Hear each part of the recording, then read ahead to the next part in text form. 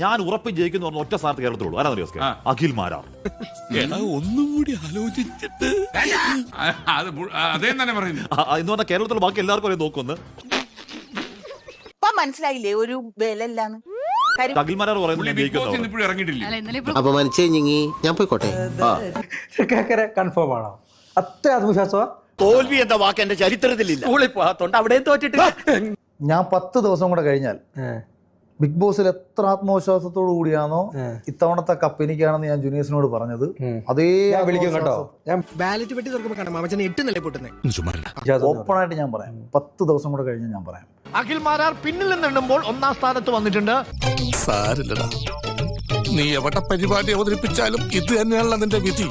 തൃക്കാക്കരയിലെ സാധ്യത വേറെ ആരും കാണാത്ത സാധ്യതകളാണ് ഞാൻ കാണുന്നത്. അല്ലെങ്കിലും വരാനുള്ളൊന്നും വഴി തങ്ങൂല, ഓട്ടോ പിടിച്ചാണല്ലോ അവിടെ എത്തിക്കുള്ളൂ. അതാണേ വാക്കിന് ഒരു വിലയില്ലാന്ന് ഇപ്പൊ മനസ്സിലായില്ലേ? ഇല്ലടാ, അപ്പം ഈ തൃക്കാക്കര അപ്പം ഉറപ്പിച്ച് എന്റെ നാക്ക് ചൊറിഞ്ഞ് വരുന്നുണ്ട്.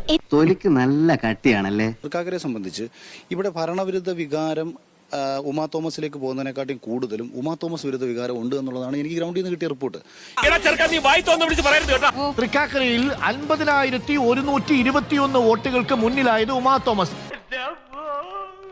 നിങ്ങൾ പ്രതീക്ഷിക്കുന്നതിന് മുകളിൽ ഭൂരിപക്ഷം പോകും.